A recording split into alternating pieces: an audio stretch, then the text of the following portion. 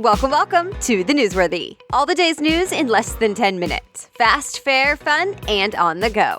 Today we are talking about everything from the president's attack on Google to changes coming to Rotten Tomatoes movie scores. Those stories and many more in less than 10 minutes.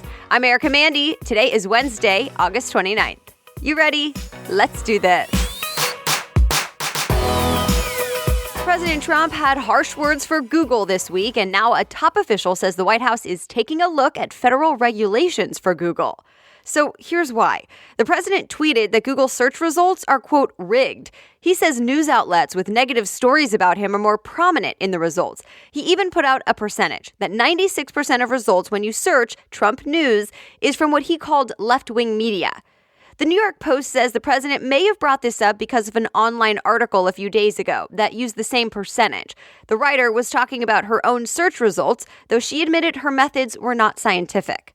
So critics are asking, where's the evidence for these attacks on tech? And some say plenty of negative stories come up about Democrats, too.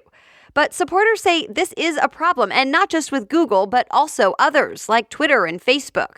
And it's not really a new concern either. The Wall Street Journal reports lawmakers have questioned tech companies in the past about whether they're favoring liberal voices. Google did respond to this new criticism, though. A rep said search results are not biased and have nothing to do with politics. There was a big upset in a Florida primary yesterday, and it also made history. The Hill reports Tallahassee Mayor Andrew Gillum won the Democratic nomination for governor. He became the first black candidate nominated for that top spot. He could become the first black governor of Florida. But first, he'll face Congressman Ron DeSantis in November, who President Trump has endorsed. Voters in both Arizona and Oklahoma also went to the polls yesterday. You can check out all the details in today's show notes at thenewsworthy.com. It's official now, nearly a year later. The AP reports the governor in Puerto Rico just raised the death toll from Hurricane Maria to nearly 3,000. It's, of course, a lot higher than the original death toll reported, which was just 64. And it's more than double the government's estimate from earlier this month. Remember, there was quite a bit of backlash about that original number reported, like a New York Times article that basically said, no way, it's just 64, especially since there was a power outage for months after the storm last September. So the government in Puerto Rico asked researchers at George Washington University to do an independent investigation. And those results this week found that new official death toll, 2,975. From the Midwest to the Northeast, a heat wave is affecting several states this week. Today, there are heat warnings in places like Boston and Philadelphia. With the humidity, it'll feel like over 100 degrees there. Yesterday, ABC News says it was affecting states from Missouri to Maine. But there's an end in sight. Cooler weather is expected later this week and into the weekend. Oh, and speaking of the heat, it caused something a little unexpected in New York City. CNN says tens of thousands of bees swarmed part of Times Square and ended up congregating at a hot dog stand. Turns out the NYPD has beekeepers on staff who came to take care of the issue. And they explained the bees were too hot and humid in their beehive, so they were looking for a new place to keep cool. FAO Schwarz is coming back. You know, the iconic New York City toy store with the big piano you can dance on? It suddenly shut down back in 2015. But now the Wall Street Journal reports a new location is opening up in Rockefeller Center. It has a new strategy to bring people in. It's all about the experience, the type you can't get by ordering online.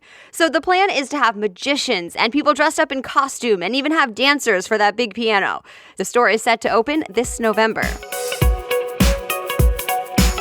It's Dunkin from now on, not Dunkin Donuts. It's dropping the donuts part of the name, at least at some stores. Business Insider says the change is rolling out to about 50 locations by the end of the year. TBD if the entire brand will change for good. But it's part of a bigger rebranding for the company. Dunkin added cold brew coffee on tap, for example. Donuts are still for sale inside, even if the word is not part of its name. So you've probably heard of the website Rotten Tomatoes. It aggregates movie reviews and ends up with a score that is either called fresh or rotten. Well, there are some changes coming to how that score is determined. The people in charge told Entertainment Weekly they're adding podcasts and video reviews to its mix of scores. So it's not just the written reviews. To do that, it means Rotten Tomatoes will be relaxing the process to become a certified critic, saying high-quality critics can be freelance or self-published, that they're not just the full-time critics at well-known publications. This is changing with the times, and the company says it's meant to bring in more diverse voices. Expect some new characters on the 6th and final season of House of Cards on Netflix. And Variety compares the new characters with some real-life political powerhouses. The new cast members, Diane Lane and Greg Kinnear, will play a brother and sister with a family foundation that influences politics behind the scenes. They're being compared to the Koch brothers, who are real people who run Koch Industries and are known for supporting conservative candidates and having some serious political influence. The final episodes of House of Cards will be here November 2nd. And that's it. Thanks so much again for listening. As always, if you want to read more about any of the stories mentioned today, I list all the links for you in today's show notes. Just go to thenewsworthy.com, click episodes, and find today's date. The Newsworthy is ready for you every weekday by 4 in the morning, so I'll be back with more news tomorrow. Have a great day.